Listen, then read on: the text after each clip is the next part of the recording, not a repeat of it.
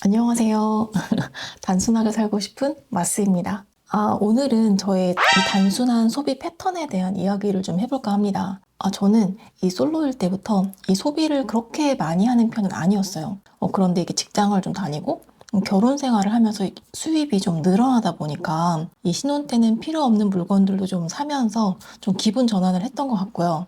또 이 아이를 낳으면서부터는 이 육아라는 핑곗거리가 생기면서 이렇게 물건을 사야 하는 이유를 계속 만들고 있더라고요. 조금 더 있으면 결혼 20년 차가 되는데 이제 그동안 소비와 절약을 좀 반복하면서 어느 정도 저에게 맞는 소비의 기준도 좀 잡아가고 이 미니멀 습관도 정착이 되고 투자 공부도 하면서 지금은 좀 단순한 소비 패턴을 좀 가지게 되었답니다. 오늘은 제가 어떻게 여기까지 왔는지 그리고 지금의 이 단순한 소비 생활이 왜 마음이 편한지 이야기해 보도록 할게요. 현재 저와 남편은 둘 다 300만 원대 급여를 받고 있어요. 누구는 이 금액이 많다고 생각을 하기도 하고, 누구는 또 적다고 생각을 하기도 하죠. 각자의 좀 기준에 따라서 이 돈의 가치는 다르다고 생각을 합니다. 사실 저희 초봉은 120만 원대였어요. 제 남편은 저보다 1년 먼저 이 회사를 들어왔기 때문에 저하고 이 급여 차이가 크게 나지 않았었고요. 지금 다니고 있는 회사에서 한 거의 20년 가까이 일을 했고, 현재 300만 원대 초반을 받고 있으니까 1년에 한 평균 10만 원씩 오른 셈입니다. 얼마 전에 제 옆자리에 제 신입이 한 명 들어왔어요. 아주 마음에 드는 신입이었죠. 일도 굉장히 야무지게 하고 열심히 하려는 마음이 좀 듬뿍 담긴 친구였어요. 제가 궁금해서 좀 물어봤어요. 나 때는 초봉이 이랬는데 너는 초봉이 얼마니? 라고 했더니 지금 200만 원대라고 하더라고요. 그래서 제가 말해줬죠. 그 정도면 너랑 비슷한 급여를 받는 사람과 결혼을 하면 지금부터 뭐든지 할 수 있겠다. 결혼하고 싶은 마음이 있으면 빨리 찾아봐라. 너무 조건을 많이 보지 말고 눈을 낮춰갖고 주변에서 빨리 찾아라. 다행히도 이 친구가 올해의 목표가 결혼이랍니다. 둘이 모아서 400이 넘는 수입이면 뭐든 할 수 있지 않을까 이런 생각이 들더라고요.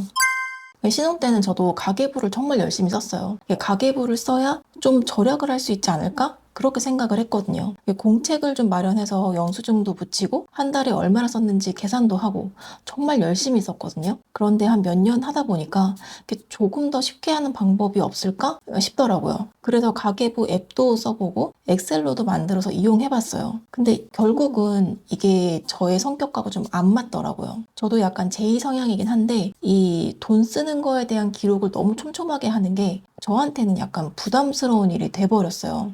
편의점에서 음료수를 하나 사거나 마트에서 두부 한 모를 살 때도 자꾸 적는 걸 빼먹는다거나 영수증을 잊어버리기도 하고요.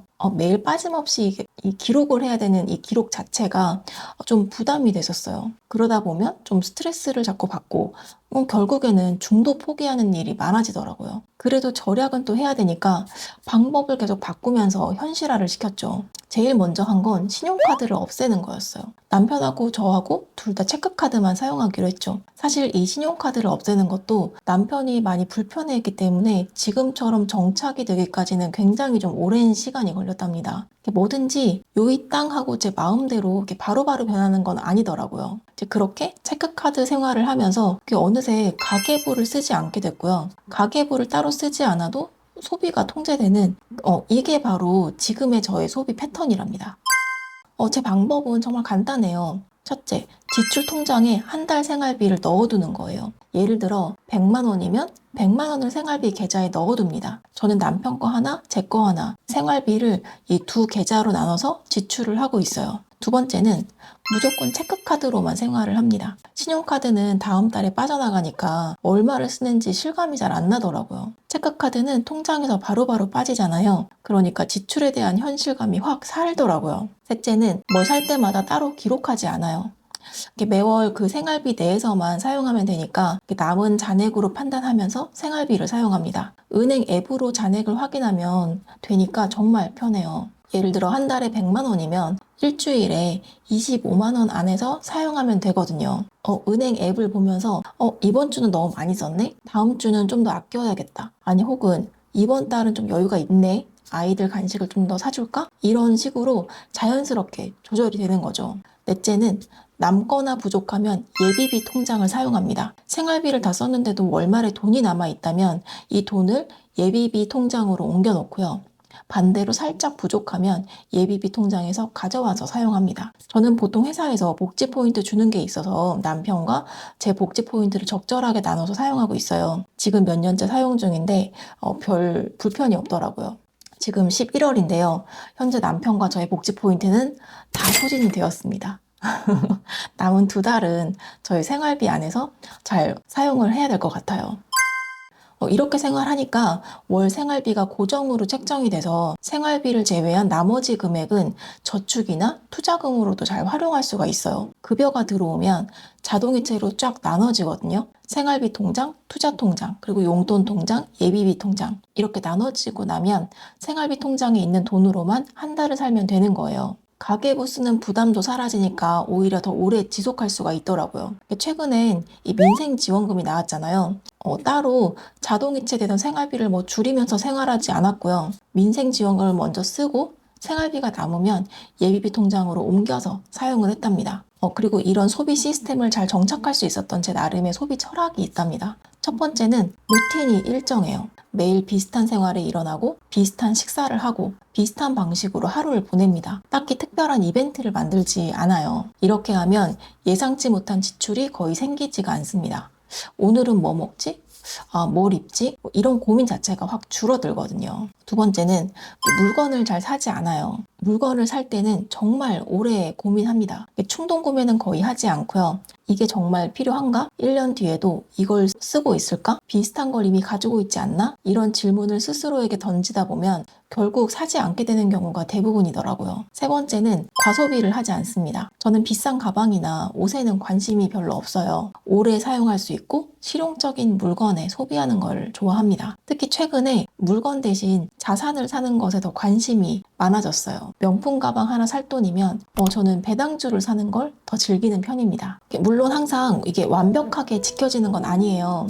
가끔은 아이들 학원비가 갑자기 오르기도 하고 예상치 못한 경조사가 생기기도 하고 가족 여행을 가고 싶을 때도 있죠. 그럴 땐 예비비 통장에서 쓰면 됩니다. 이렇게 시스템을 만들어 두니까 예상치 못한 일이 생겨도 크게 흔들리지 않아요. 덕분에 제 소비 루틴도 안정적으로 유지할 수 있었던 것 같습니다. 급여가 많든 적든 각자에게 맞는 소비 패턴을 찾는 게 중요한 것 같아요. 많이 버는 게 중요한 게 아니라 자기 급여 안에서 안정적으로 살면서도 저축과 투자를 꾸준히 할 수 있는 루틴을 만들어내는 게 필요한 것 같습니다. 저도 지금의 소비 습관을 만들기까지 정말 오랜 시간이 걸렸어요. 신혼 때 가계부 공책에서 영수증을 붙이던 때부터 지금의 단순한 통장 시스템까지 거의 한 20년 정도가 걸린 셈이니까 시행착오도 많았고 중간에 포기한 적도 많았어요. 남편과 의견이 안 맞아서 힘들었던 적도 있었어요. 하지만 지금 돌아보면 그 시간들이 다 필요하지 않았나 이런 생각이 좀 들어요. 완벽하지 않아도 괜찮아요. 천천히 자기만의 속도로 가면 됩니다. 중요한 건 이 방향이거든요. 조금이라도 나에게 맞는 방법을 찾아가고 그걸 좀 꾸준히 실천하다 보면 어느새 마음이 편해지는 소비 생활을 하고 계실 거예요. 여러분도 각자의 소비 패턴을 찾으시길 바래요. 오늘 영상이 도움되셨다면 구독과 좋아요 부탁드립니다. 그리고 여러분의 소비 루틴이나 절약 팁이 있으면 댓글로 공유해주세요. 실패담도 환영합니다. 우리 함께 좀 배워가면 좋잖아요. 그럼 다음 영상에서 또 만나요. 안녕.